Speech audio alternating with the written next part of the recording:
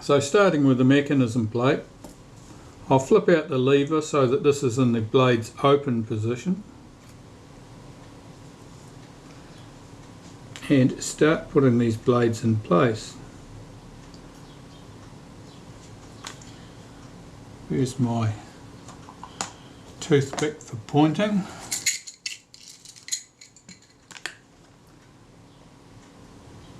And I will start here. That's where I would start with blade number 1 had this been a Seikosha-Rapid shutter.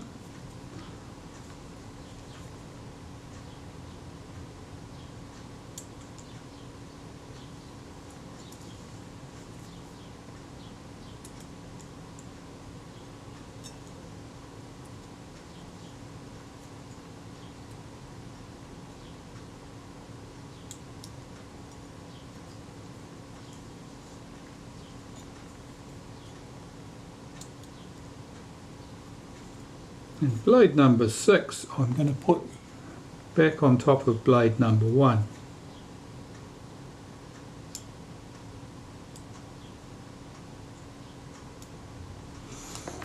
Okay, so far so good. Now I've got the shutter case to go back over these,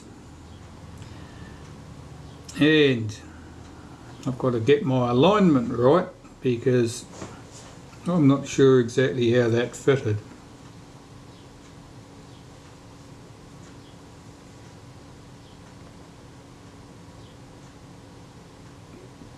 That would be the top of the shutter up here roughly.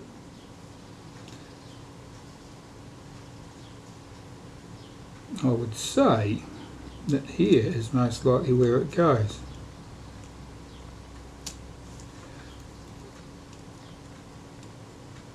Line up those screw holes,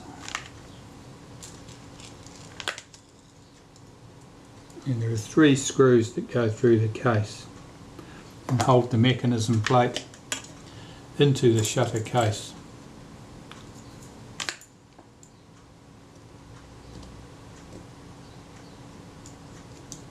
So I'll do those screws up very lightly indeed,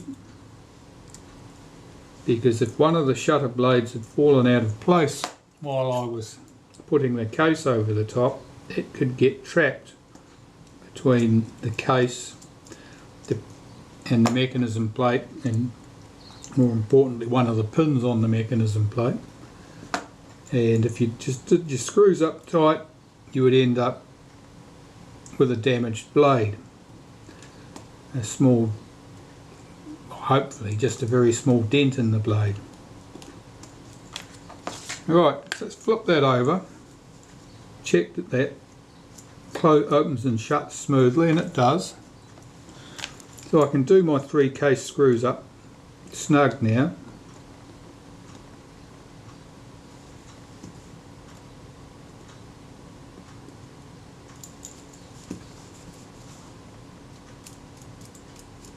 And I'm quite happy with the movement of that. This of course is normally under spring tension, pulling it inwards, pulling the blades to the closed position. So that all looks good. What's our retard gear train like in action? Seems smooth. That looks good to me. Alright, now I need to start putting back the components onto the mechanism plate. So I'll have to sort these out one by one and put them back.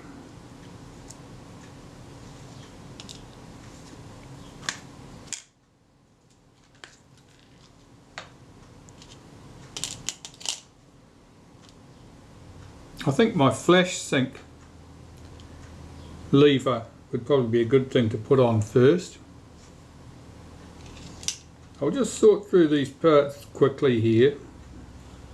Well, you can't really see what I'm doing, but I'm just sorting through these loose parts so that I've got them all together with their various screws.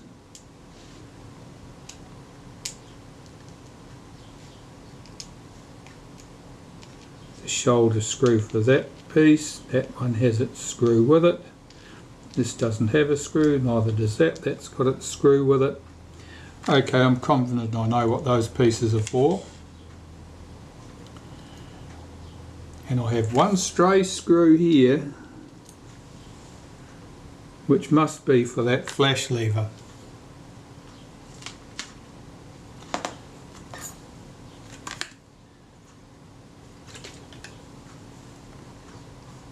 Just clean this.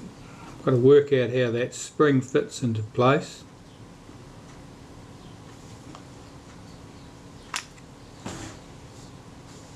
Where are we? There we are.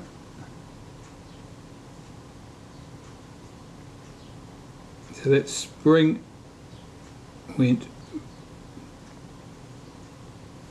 that lever must be the other way up.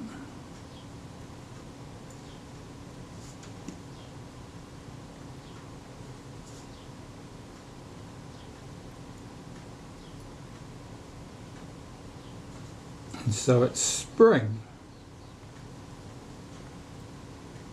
went where?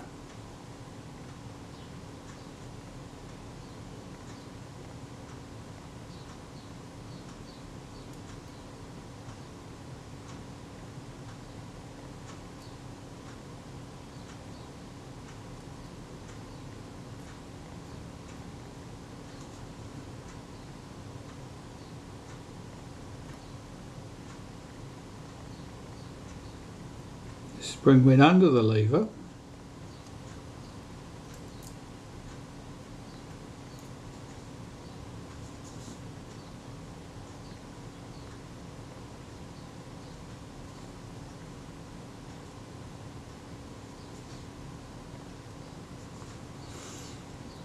And the spring went that way up.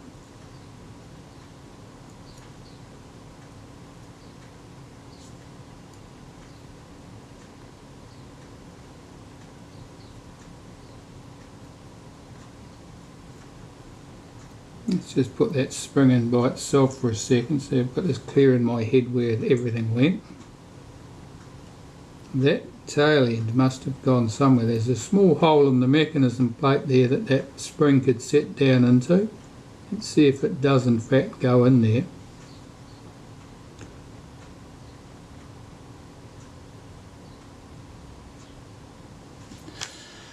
Right, I'll poke at that with a toothpick, see if that will seat. Yes, it does. So the spring certainly seats in there. There's a tiny hole here next to that post. That's where the tail of that spring sits.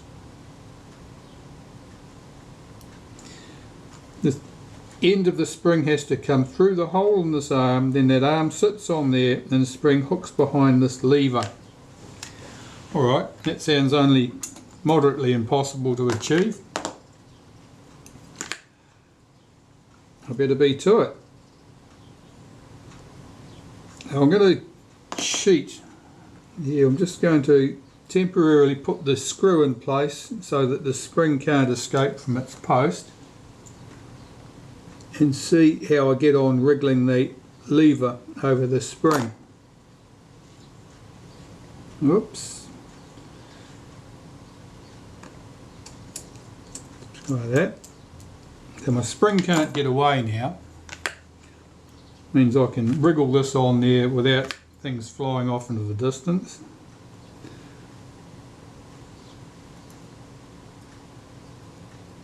I know that's going to end up hooked over there. That means that's going there. So, can I get this in place?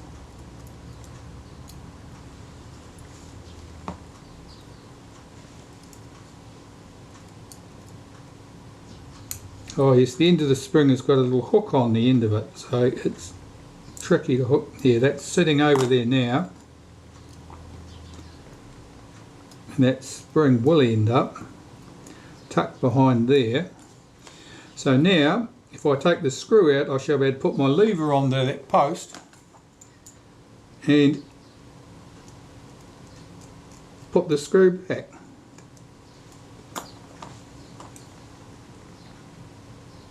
Can I achieve it? Well, it's looking promising.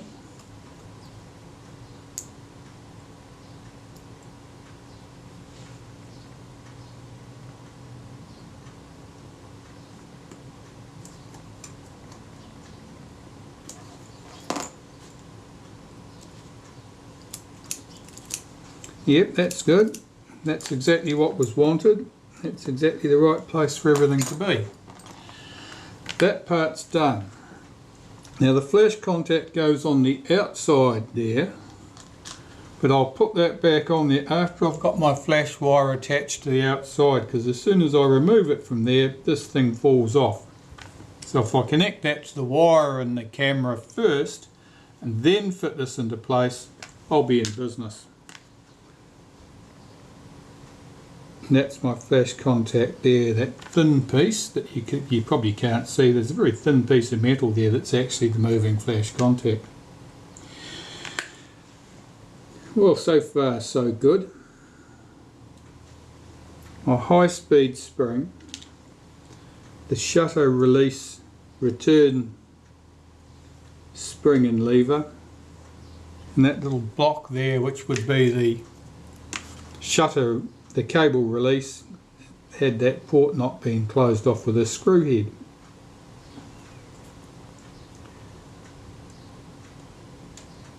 I'll clean those components and they can go in place. These components are all pretty clean anyway, so I'm just ensuring that there's not any blobs of dried grease and other rubbish on them. They look okay.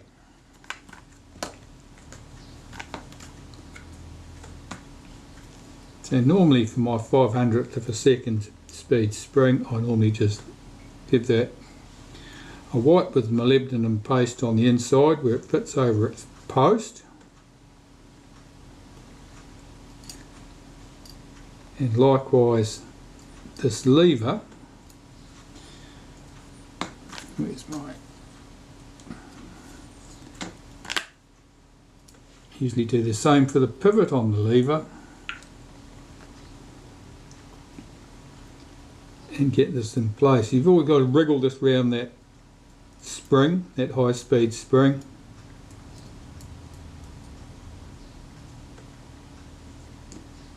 Get the tail of the spring here tucked down into the body.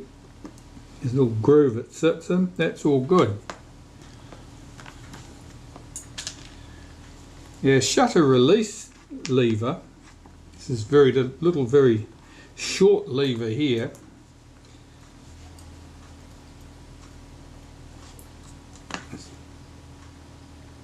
White with molybdenum on the inside. That will sit here on that post.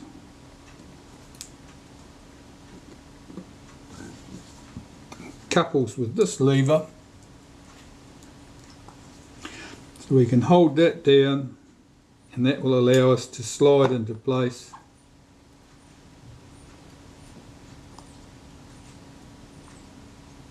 This piece. The screw has just jumped out of its spot. That's better.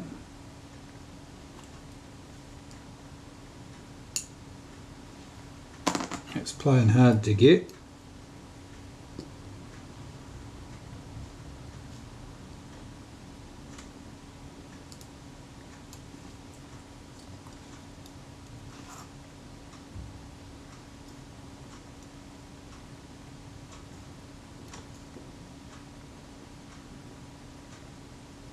That's better. And by holding the shutter down, pulls this lever forward, gives me access to this screw head here, which otherwise you couldn't get to. And I'll just run that screw in, tighten it down. Okay, that's all in place. Now if this had been on another camera, this port would have been open. You could put a cable release in there, and by activating the cable release it would have the same action as pulling the lever on the shutter here. Would push this arm down, achieving the same job.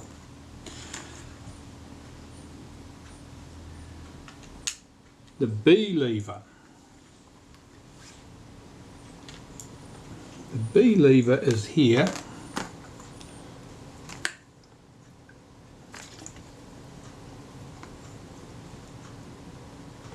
Get that down where you can see it.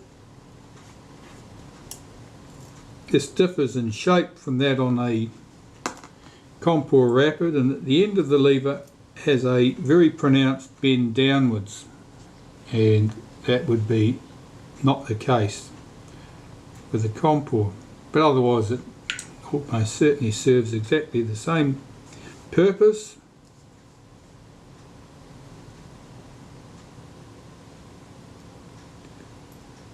That should go in here. There's a shoulder screw that holds that in position.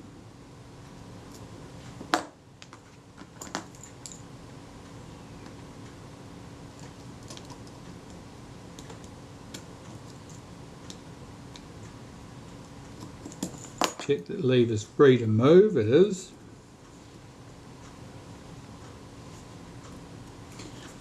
And there's another lever here.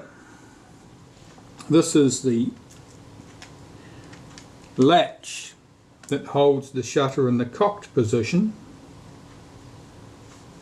when the shutter is cocked, and I'm a bit concerned about the shape of the spring on this. I suspect that that's less than optimal, so I'm just going to put this in position, see how it sits. If I don't like the angle of the spring, I will be changing the angle of the spring until I do like it.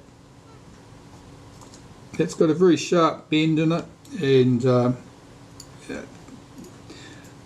I wouldn't expect to see a sharp bend just like that in that spring. It might be entirely innocent. And as I said, I'm a foreigner as far as this shutter is concerned. This is not one I'm familiar with. I've got to get this post down in its socket there, and that return spring is causing me grief.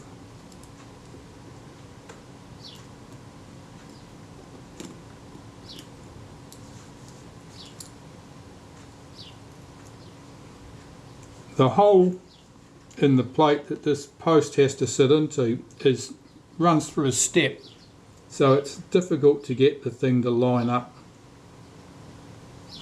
smoothly. It always wants to run off to an angle. That's it, it's seated.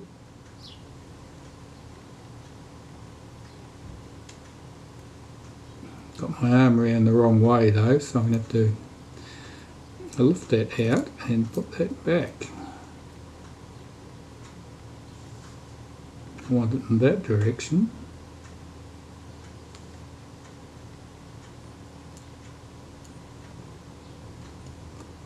I've got that seated. I've got the spring running in the wrong direction at the moment. That'll be okay. I can swing that back across, I expect. Get this screw in position. And the screw head's rather large compared to the screw doing the same job in a Seikosha-Rapid shutter. This spring needs to be, swing this lot out, swing the spring over, needs to come right over to there and hook behind this lever at that point. But I'm concerned about the amount that this spring sticks up into the air.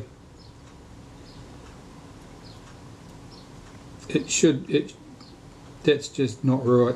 See if we can tuck it under that lever there. I think it's been caught on something at some stage.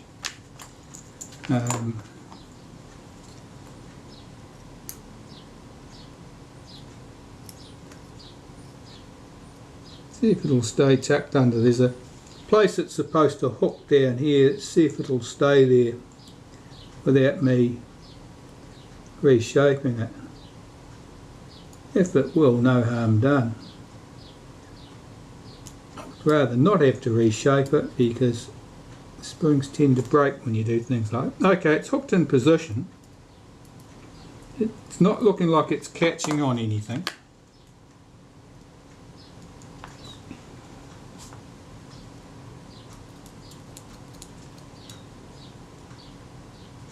I'm looking to see how securely hooked into position that is, because I don't want it being able to pop off at a later date. It looks good.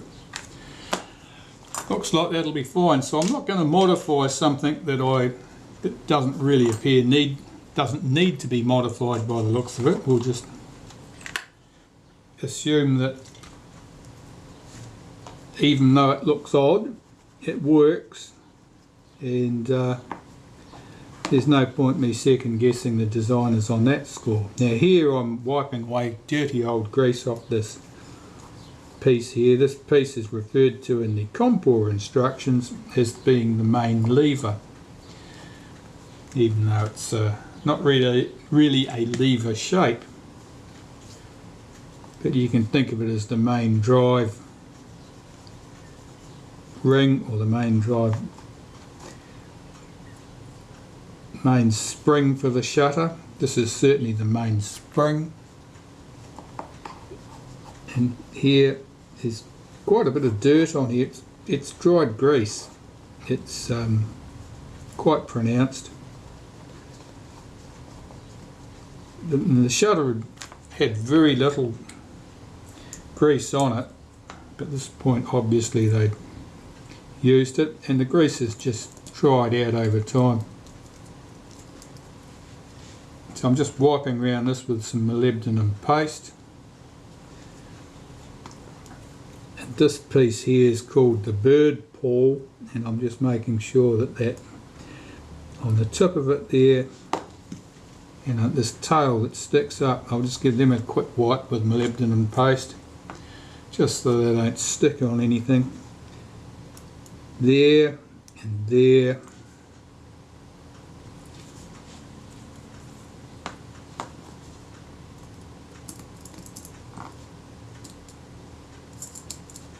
And I'm ready to put the main lever back into the shutter.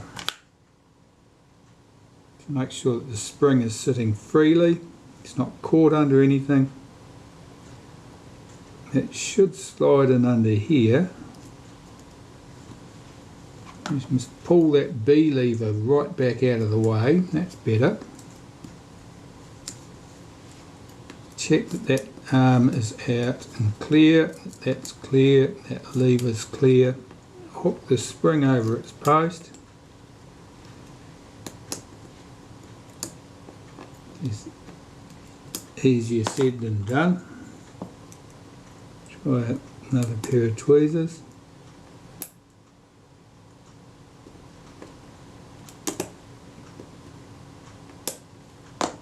Right, try another pair again. I'm just losing my grip on the end of that spring. That's it. It's seated. That catch is correctly positioned. Everything is down, seated, and I'm ready to clean and install the speed cam ring. This ring sets our shutter speeds. It controls the position of the arm on the retard gear train, lifts the pallet engagement lever out for the faster speeds, and controls the position of the B lever, which sets the B speed, the bulb.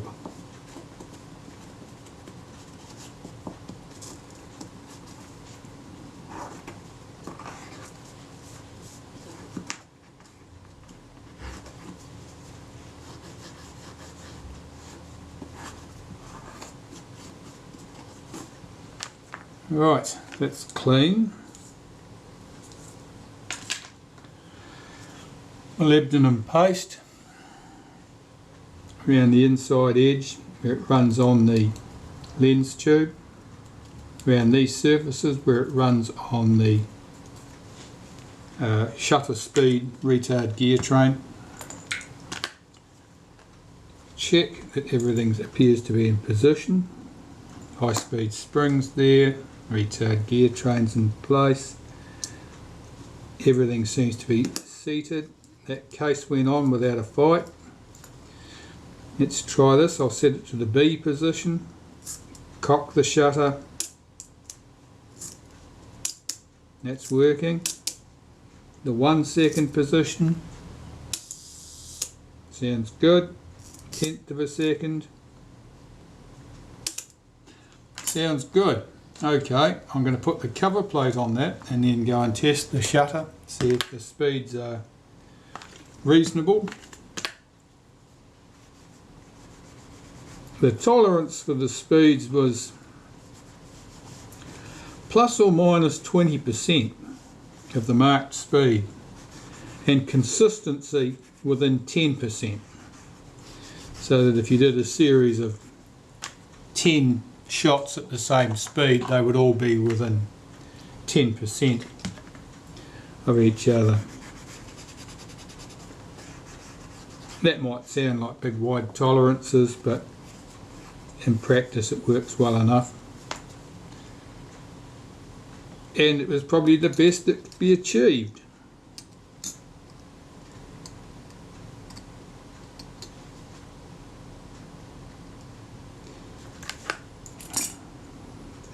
Dropping into place, that's better. Let's rotate this into position. And if I could find the right tool, I would turn that lock into position, but it's not here, so I'll just try using a pair of tweezers.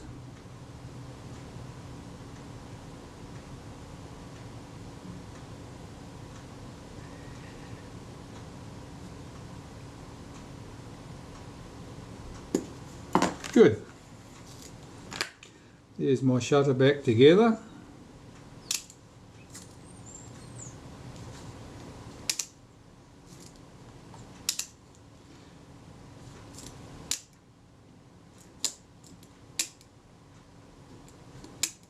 And the 500th of a second speed, oh yeah, that's much harder to set.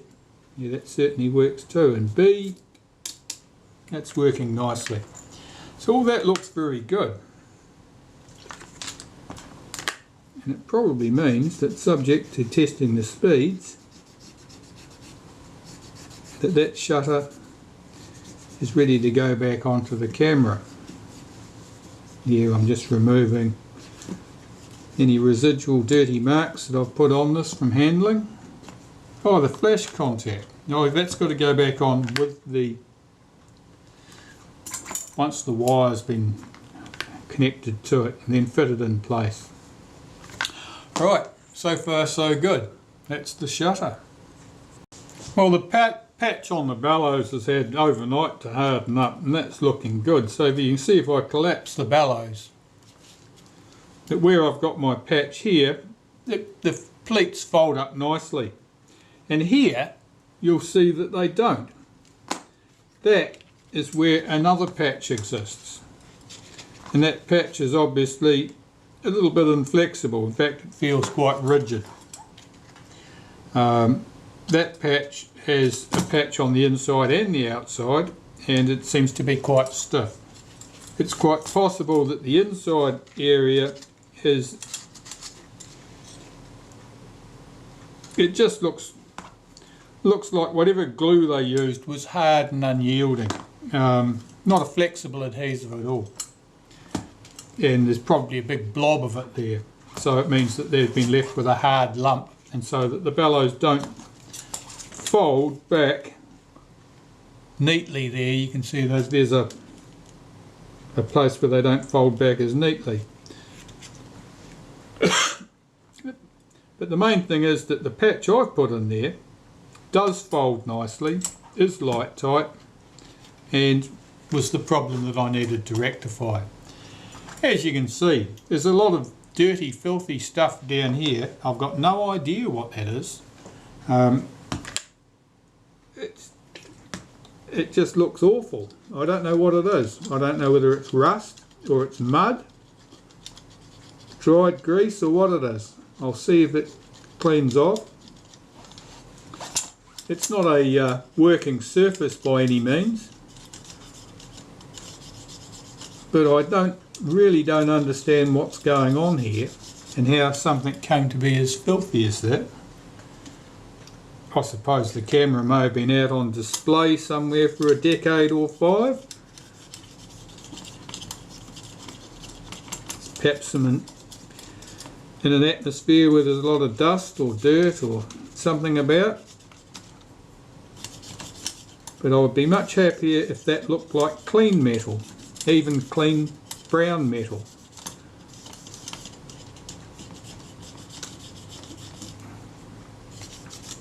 It's got a very powdery finish to it up there, much more like dust and dirt than anything else.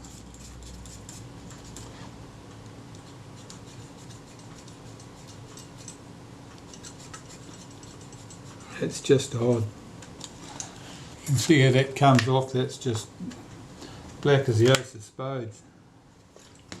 Right, we'll all clean that rubbish off and bring you back.